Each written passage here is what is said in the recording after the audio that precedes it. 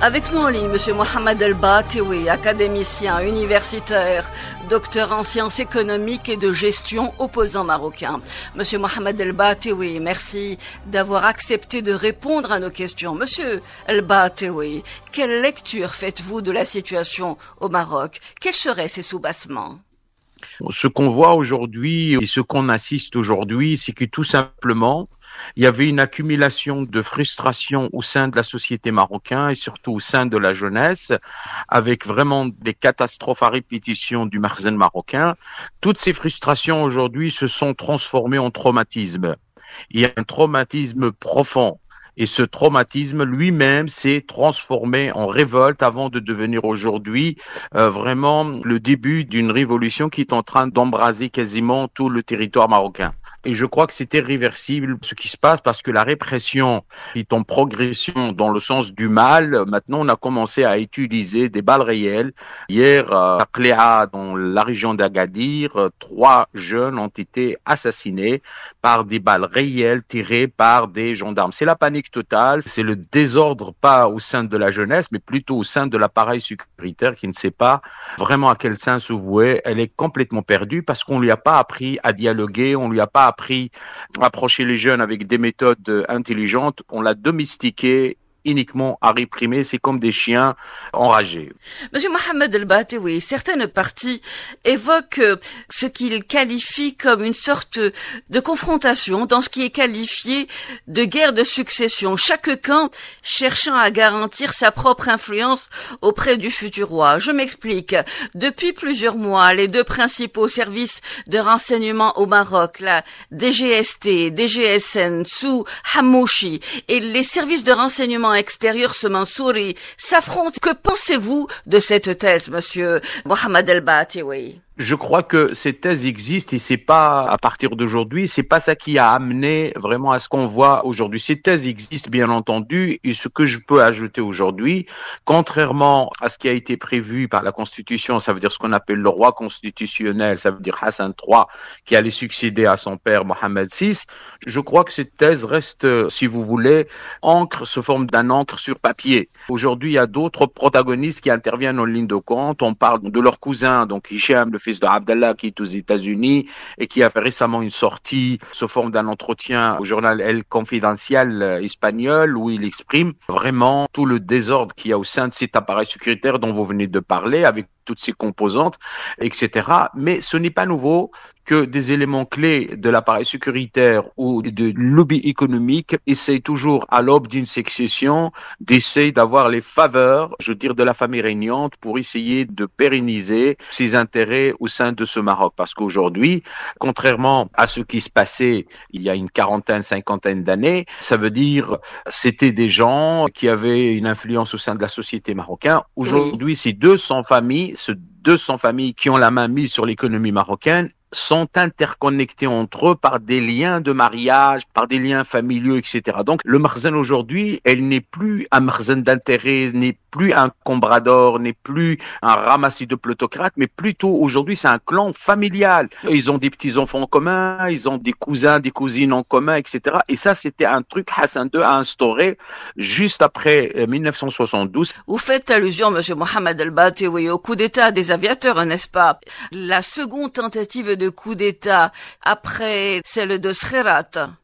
Là, Hassan II a compris que cet appareil sécuritaire, il suffit pas de la corrompre, mais il suffit de l'avoir de son côté. Et il y a plein de cousins et de cousines du roi qui se sont mariés avec ces éléments clés de la société marocaine. Il y a des filles de généraux qui se sont mariées avec des garçons de familles riches. Mais je crois que Waterbury, dans son bouquin Le Commandeur de Croyant, explique très très bien cette énergie, malheureusement, qui est en train de ranger la société marocaine de l'intérieur. Je veux dire, Hassan II, comme le rappelait l'officier Mahjoub Tobji dans ce bouquin, les officiers de Sa Majesté, quand il les a convoqués en 73, après les 2 coups d'État, tout le monde croyait qu'il allait les avertir, etc. Non, il leur propose un grand gâteau en leur disant « Évitez de faire la politique. Voilà, je vous offre un grand gâteau. Oui. Et ce gâteau, c'était de faire des affaires. Donc l'armée, il l'invitait à faire des affaires. Et en plus, il les a menacés. Il leur a dit, si vous vous intéressez à la politique, donc il était très vulgaire, Hassan II, dans sa manière de parler quand il était énervé. Il leur a dit en arabe, Rankhli Darboukoum. Ça veut dire c'est une insulte au Marocain qui est trop trop forte. Et au passage, je rappelle, ce gâteau qui a été partagé, il y avait à peu près 2 milliards de dollars qui appartenaient à des résidents algériens au Maroc. Donc c'était les Algériens qui se font spolier en 72 par le Maroc dans le processus de la marocanisation et qui ne sont jamais jusqu'à aujourd'hui remboursés. Donc à vous les affaires, à moi la politique. Est-ce que cela a pour autant changé, Monsieur Mohamed El Batewi? Lors de la fête du trône en 2025, le prince héritier Al-Hassan III est désigné comme unique successeur et promu au grade de colonel-major. Il semble ainsi désormais être présenté comme prêt à assumer le rôle de roi sans recourir à un conseil de régence.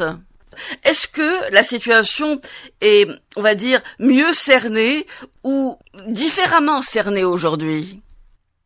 Je ne crois pas parce qu'il y a une sorte d'ambivalence et une sorte de flou intégral qui règne au Maroc. Comme je viens de vous le dire, la constitution marocaine prévoit que le successeur, c'est l'aîné masculin dans l'ordre de progéniture. Donc c'est Hassan III, donc c'est ce qu'on appelle le roi constitutionnel. Secondo, il y a un conseil de régence Ce ne fut pas le cas avec Mohamed VI, monsieur Mohamed El Batewi. Absolument, parce que Mohamed VI, quand Hassan II était très malade, Mohamed VI avait déjà dépassé les trentaines, donc voilà. Mais là, il y avait un conseil de régence qui remonte quand même un bon paquet d'années, au moment où je crois que le successeur au trône avait 16 ans. Mais le problème aujourd'hui, il y a un roi qui est en capacité de régner constitutionnellement, mais le conseil de régence existe encore. Donc il y a deux entités de pouvoir, on ne sait pas si le conseil de régence va continuer à faire son boulot ou si le roi tout seul. Donc moi, je trouve que cette ambivalence, personne ne la comprend, même les constitutionnalistes les plus avertis, parce que quand un roi arrive au stade de la capacité de régner, automatiquement, le conseil de régence est dissous. Et là, il n'est pas encore dissous. Je ne comprends pas. Je ne comprends pas. Donc c'est pour cela que je vous dis, sur le Flututa, c'est l'amateurisme meilleur de cet entourage royal à un bac plus 3 maximum. Les autres n'ont même pas de bac plus 3, ils ont peut-être un petit bac, etc. Donc ils n'ont aucune vision. Monsieur Mohamed El Batewi, je rappelle à nos auditeurs que vous êtes opposant marocain, académicien, universitaire, docteur en sciences économiques et de gestion. C'est exact, madame, c'est exact. Monsieur Mohamed El Batewi, la situation est donc mouvante, avec un risque réel d'escalade, si les rivalités ne sont pas maîtrisées. C'est ce qu'il faut comprendre par votre propos. Absolument, absolument. Et moi, je trouve que ce qu'il faut faire aujourd'hui, commencer par faire démissionner ce gouvernement de plutocrate. On l'appelle plutocrate, mais moi, je l'appellerais kleptocrate. C'est un gouvernement de voleurs, de pillards, des gens qui se sont attribués, mais vraiment des contrats, des projets, sont passés par des marchés publics, sans respecter les règles du droit relatifs aux marchés publics, etc., etc. Le roi aussi, il a eu sa part du gâteau parce que souvent, on le laisse hors touche, on dit, ah, le roi n'a rien à voir et tout. Si, son holding royal, en plein Covid, où le taux de croissance au Maroc était négatif de moins 3,4, le holding royal, c'était la seule entreprise marocaine qui a eu du taux de croissance positif de 6,2 en plein Covid. Vous imaginez, alors que la croissance moyenne au Maroc était moins 3,4, était négative. Donc là, on peut se poser des questions. Rien que pour vous dire, là où ça choque que les Marocains ne comprennent pas, sont des informations qu'on fournit pas au peuple marocain. Ils ont été révélés par Forbes, donc une revue américaine qui s'occupe des affaires, de l'économie et de la finance, oui. Voilà.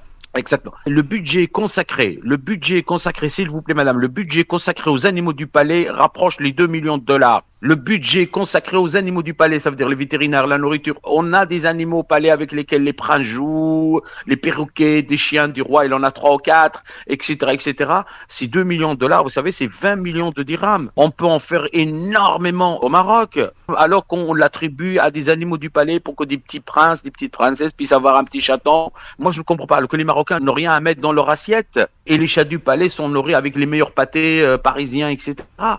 La génération Z 212 a pris conscience de cette réalité. Absolument, absolument. En plus, contrairement à ce qu'on dit, que cette génération Z 212 est une génération, Oui, 212 est une génération de banlieues, des casseurs, etc., etc. Donc la périphérie des grandes villes, absolument pas. Il y a des universitaires. D'ailleurs, la preuve, ils avaient arrêté un médecin qui est en phase de spécialisation, qui s'appelle Madame Madmad, qu'on a relâché par la suite et qui est une brillantissime étudiante qui a eu des moyens, au moment où elle a terminé sa médecine, des moyens qui touchaient le plus grand plafond. Ils ont aussi arrêté des ingénieurs ici de l'école Mohammedia, etc. Donc c'était pas du tout ce qu'on a essayé de faire véhiculer. Ça veut dire c'est des casseurs, etc. Non, non, non. Il y a des médecins, il y a des profs, il y a des avocats.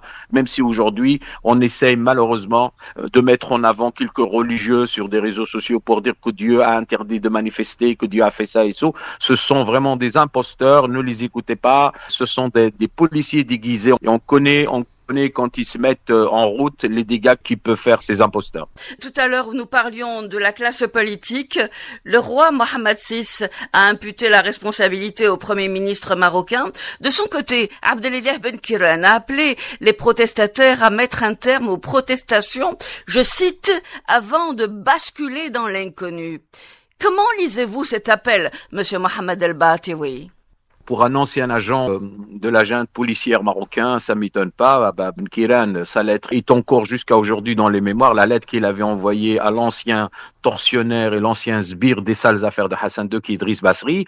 Donc, Ben Kiran, sa lettre est connue, où il proposer ses services pour disloquer les mouvements d'opposition dans les universités, voire même d'aller jusqu'à la violence pour les mater, etc. C'est un serviteur fidèle du Makhzen. Aujourd'hui, le peuple marocain ne l'écoute plus parce que c'est quelqu'un qui a le droit à 2 retraites alors qu'il n'a légalement droit à aucune. C'est le roi qui est intervenu pour qu'on lui garde sa pension de Premier ministre alors qu'on peut avoir une pension de Premier ministre si on a exercé 2 mandats successifs. Alors ce n'est pas le cas pour lui, mais quand même il touche à peu près $7 000. Excusez-moi, c'est 7 fois le salaire d'un médecin au Maroc. Donc oui, mais imputer la responsabilité au Premier ministre, comme le fait le roi Mohammed VI, ça voudrait dire quoi? Est-ce qu'il s'agit pour la monarchie de récupérer la situation, parce que c'est ce qui semble ressortir de certains discours politiques, monsieur Mohamed El-Batiwi?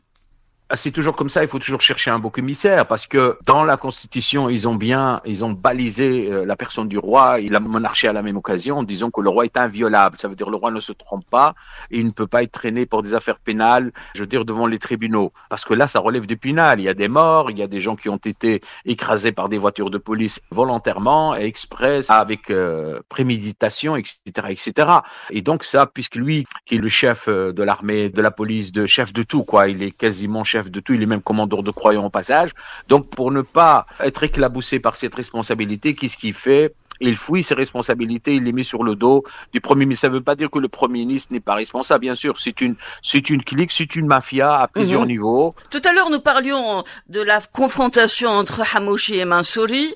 Des défections récentes parmi les hauts gradés militaires ont été ressenties, comme celle de Mohamed Barrid, ex numéro 2 des FAR, Forces armées du Royaume. Ces défections peuvent-elles être interprétées comme des repositionnements en faveur ou contre une succession rapide, monsieur Mohamed Batiwi? Vous semble-t-il que certains militaires, par exemple, cherchent à garantir leur intérêt dans une éventuelle configuration du pouvoir post-Mohamed VI? Oui, ceux-là, ce sont ce que j'appelle les porteurs de valises, pas au sens noble de les porteurs de valises de FLN, etc. Ça n'a rien à voir, mais malheureusement, on les appelle comme ça. Ils portent les valises, ça veut dire plein de billets noirs pour servir les intérêts de leur clan, de leur famille, etc.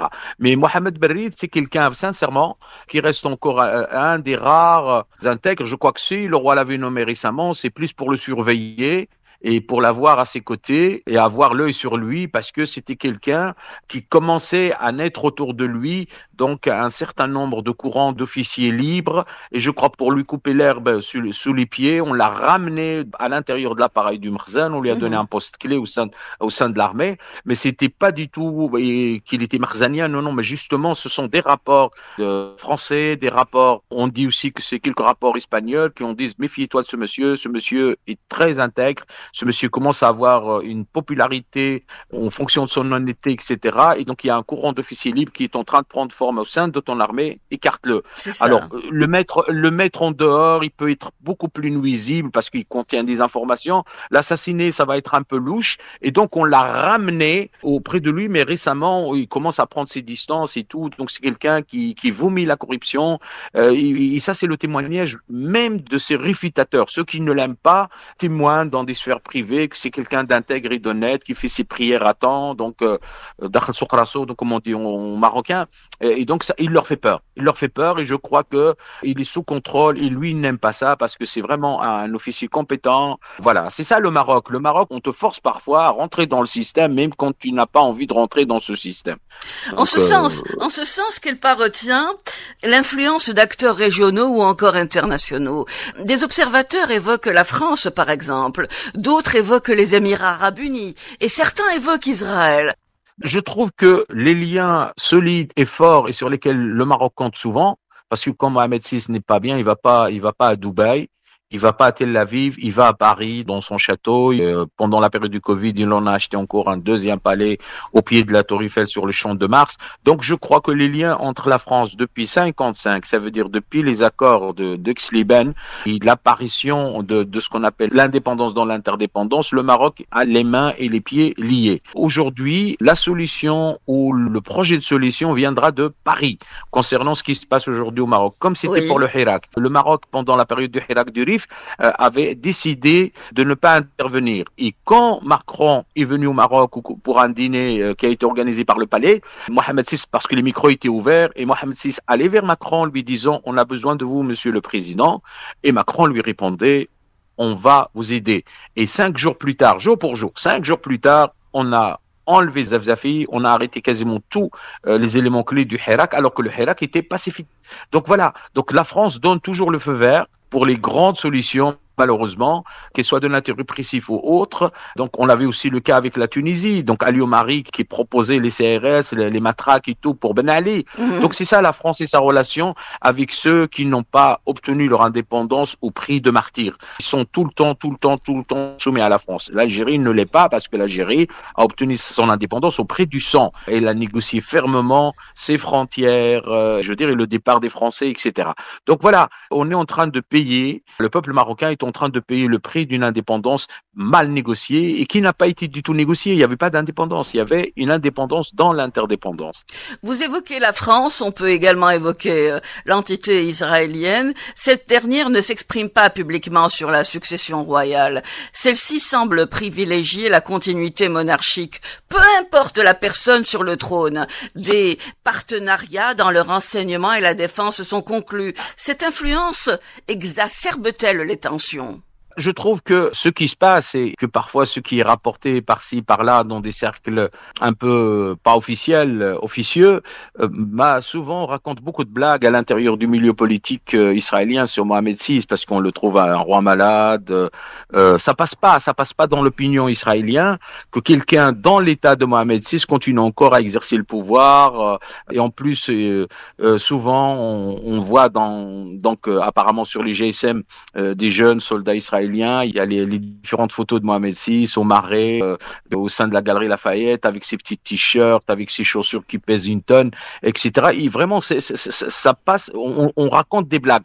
Je crois que le plus favori aujourd'hui, ça commence à prendre forme. Oui. Des Israéliens, malheureusement, on a vu sa déclaration justement dans le confidentiel où il fait un grand clin d'œil à Israël, au sionisme, etc. C'est le prince Hicham. Donc voilà, parce que il a les faveurs des Américains. Parce que c'est un bonhomme qui sort de Princeton, qui donne cours à Princeton, qui est un grand ami du lobby sioniste américain. Et puis, c'est un homme du Moyen-Orient. Je veux dire, sa mère est libanaise. Il a des liens avec des grandes familles, par des liens de mariage, par des grandes familles. Une des sœurs de sa maman est mariée avec un des princes d'Ubaïd, je crois. Et donc voilà, il y a des liens. Et je crois que les Émirats arabes unis misent sur lui. Aujourd'hui, on parle même du Qatar qui mise sur lui, les Américains et même l'entité sioniste et même les Français. On parle même des Français, un milieu très proche de Macron, préfère ce prince qu'on appelle un prince rouge. Vous savez que Mohamed V, quand il est revenu de son exil de Madagascar, et il s'est installé à Paris pour une visite médicale et pour d'autres, et en attendant Aix-les-Bains, vous savez, il a passé où le mois ? Il l'a passé dans le château des Bolloré. Il l'a passé dans les châteaux des Bolloré. Et c'est Bolloré qui a déclaré ça devant une commission d'enquête devant le Parlement français. Mohamed V a dormi pendant un mois et Hassan II allait régulièrement donc siroter les meilleurs vins du château Bolloré quand il était en visite en France. Il y a des liens très étroits entre le clan Bolloré et les Alaouites. Donc on doit pas chercher à comprendre pourquoi les médias sont taiseux, pourquoi les médias ne parlent pas.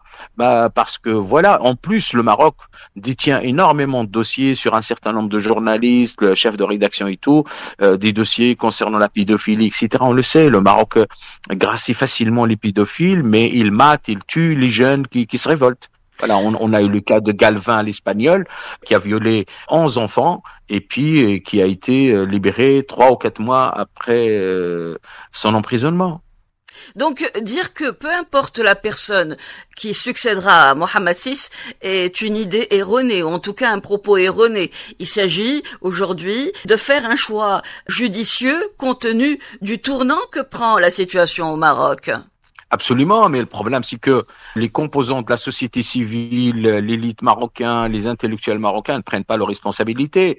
Et donc, ces jeunes qui sont en train de manifester, qui n'ont aucune expérience politique, qui n'ont aucun sens d'organisation, ils ont beaucoup de choses dans leur tête. Hein. Ce sont des gens cultivés, etc. Mais voilà, il faut que l'élite marocaine, je parle pas de l'ancien élite archaïque, je parle pas des syndicats. Il y a plus de syndicats. Les syndicats ont été vidés de leur sens, qu'ils soient les syndicats des travailleurs ou d'autres. Les partis politiques aujourd'hui, ils ont tous normalisé. Et ça, c'est un truc que les Marocains ne leur pardonnent jamais, parce que la cause palestinienne au Maroc et dans l'opinion des hommes et des femmes libres est une cause nationale, comme en Algérie. Mais je veux dire, dans ces milieux opportunistes, dans ces milieux de pillards, de la richesse, etc., ils ont normalisé et ils considèrent, par exemple, quand on voit un parti comme le Parti socialiste marocain, dont le secrétaire général sort dans un de ses discours et dit aux Marocains, si vous imaginez le Maroc en dehors de la normalisation, c'est que vous êtes quelque part retardé mentalement. Vous imaginez? Ils nous traitent de retardé mental parce qu'on est contre la normalisation. Mais où va-t-on, ces partis socialistes? Monsieur Mohamed El Bataoui, académicien universitaire, docteur en sciences économiques et de gestion, opposant marocain, merci infiniment d'avoir été avec nous et de nous avoir accordé de votre temps. Merci beaucoup, monsieur Mohamed El Bataoui. Merci à vous. Merci à vous.